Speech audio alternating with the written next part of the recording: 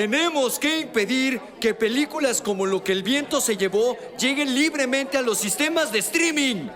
¿Por qué? Porque romantizan la esclavitud y las relaciones tóxicas y abusivas.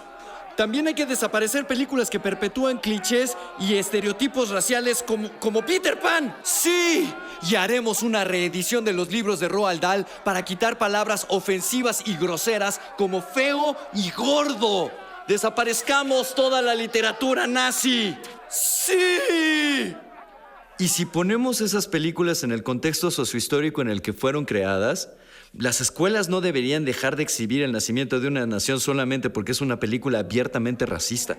No vamos a manchar la mente de nuestra época como impíamente lo hicieron en las épocas anteriores. Entonces, hagamos un trabajo de apreciación y estudiemos un poco el contexto de esas películas.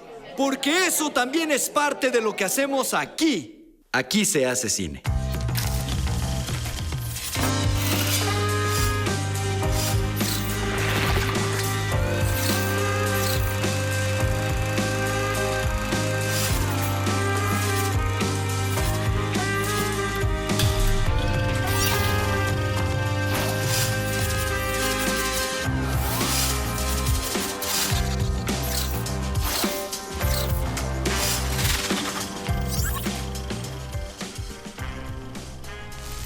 La tercera de las actividades cinéfilas es la apreciación, que es una especie de curso de historia amplificado porque lee la película a partir del contexto de su producción. O sea, lo que propone es una lectura historicista de las películas que vemos. El historicismo sostiene que cada hecho histórico es único e irrepetible, pues cada hecho pertenece a su época. Todo es producto de su propio tiempo. El historicismo propone la comprensión del hombre a través de estudiar a este en su momento de la historia, pues el individuo se ve afectado por la época en la que vive y la historia que le procede.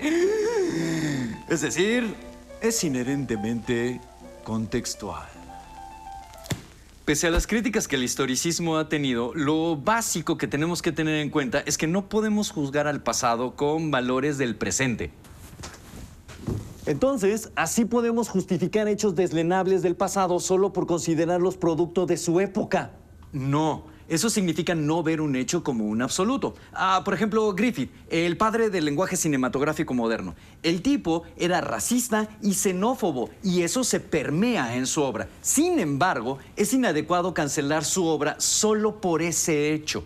Pensemos que era un sureño blanco en la transición del siglo XIX al XX que nació apenas una década después de la Guerra Civil estadounidense, donde su padre luchó del lado de los confederados, o sea, los que perdieron la guerra.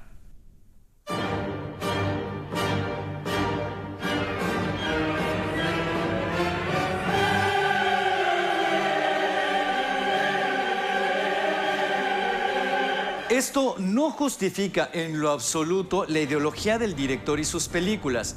La explica y la pone en contexto. Y no es que por eso lo ignoremos. Nos permite entonces poder apreciar una obra ya no solo totalitariamente por su ideología, sino en las diferentes partes que la componen, también plásticamente. Es como querer funar al Indio Fernández o a Ismael Rodríguez por su visión melodramática, bucólica y romántica del campo mexicano o de los barrios de la Ciudad de México. O imagínense que la revolución hubiera fracasado estrepitosamente y desde la actualidad oficialmente imperialista viéramos el cine de Fernando de Fuentes, que tendría grandes posibilidades de ser sepultado. Es como cuando enlataron La sombra del caudillo de Julio Bracho allá en los 60s. Justo. Esa película fue enlatada en su época por el contexto político. Cambió el contexto y la película fue exhibida. Hoy en día ya no se considera peligroso hacer una película de estas para las personas que trabajan en ellas. Sin embargo, si el contexto cambiase, sería injusto negar que estas películas existieron o, peor todavía, ocultarlas. Es así como las ideologías que traspasan su época no solo hablan de su contexto, hablan de la humanidad. La apreciación cinematográfica, entonces, es como dos cursos de historia juntos al mismo tiempo. Historia del cine e historia universal, porque no es posible entender el auge del cine mexicano y su época de oro si no es a partir de entender que estaba ocurriendo una Segunda Guerra Mundial, lo que obligaba a Hollywood o tener su producción mermada o tenerla en el campo de batalla. Por eso, es una actividad que se encuentra en el tercer nivel de complicación de esta categorización. Todos nos entretenemos cuando vemos una película. Sentiremos placer o displacer, pero en el fondo son nuestras emociones las que nos llevan a ver esa película y nuestra disposición emocional afectará en cómo es que recibimos esa obra. Eso es recreación. La crítica, voluntaria o involuntariamente, la ejercemos todos, porque nuestros propios referentes entran muy en juego cada que hablamos de una película e incluso nos llevan a calificarla con un determinado número de estrellas o con pulgares arriba o abajo. La especificidad de los conocimientos requeridos para apreciar una película hacen que esta actividad se encuentre en el tercer nivel de complejidad, ya que nuestros propios referentes son absolutamente insuficientes.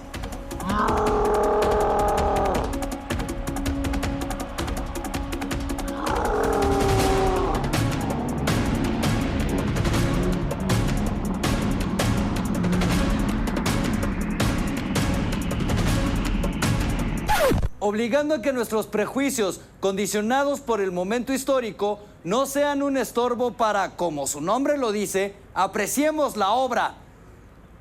No me vayas a tirar, güey. Ya bájame, ¿no? Buena onda. El musical de Queen, We Will Rock You, tiene una escena hermosa donde explican que en el pasado, decirle a una chica pollita en el texto original o muñequita en la versión de México no es porque pongan huevos o pertenezcan a un aparador, o sea, para jugar con ellas. En la época de la obra es un signo de respeto, igualito como la palabra femenina del can. Está bien que no censuremos, que contextualicemos y todas esas cosas, vale. Pero ¿eso no haría inválido cualquier juicio moral o ideológico de lo que sea que no es nuestro hoy? No precisamente, porque en su época seguro ya hubo alguien que pensaba lo que hoy tú puedes estar pensando. O varias, pues las ideologías que traspasan su época no solo hablan de su contexto, hablan de la humanidad. Y podrás apreciar esa obra en su contexto histórico desde los pensamientos de alguien de esa época que coinciden con tus propios pensamientos de hoy en día. Pues hay obras muy localizadas dentro de su época, a tal grado que resulta complicado leerlas fuera de su contexto. Kids de Larry Clark es difícil de leer sin saber que hubo una epidemia de SIDA en los 90s. O muchas parodias que no son graciosas si no conocemos las películas a las que está haciendo referencia. Es como el cine de Luis Estrada, que no podemos entenderlo muy bien si no sabemos qué estaba pasando a nivel partidos políticos en México. O como el Partido Revolucionario se las gastó durante casi 80 años. Algo que desde los 70s criticaba ya públicamente Chava Flores, por ejemplo. Entonces, haciendo un trabajo de apreciación, puedes concluir que la trilogía de Luis Estrada, si bien está inscrita en una década muy específica, no está expresando solo el pensamiento de esa época. Cuando la película y el espectador pertenecen al mismo contexto, este no necesita ser investigado. Pero cuando se empiezan a separar o las geografías son más distantes, esto requiere naturalmente un esfuerzo mayor del espectador. Entonces, mirar historicísticamente una película nos permite explicarla desde los eventos y contextos históricos donde ésta se produjo. Es entonces cuando la podemos apreciar verdaderamente sin criticarla en términos de nuestros referentes y pensamientos personales.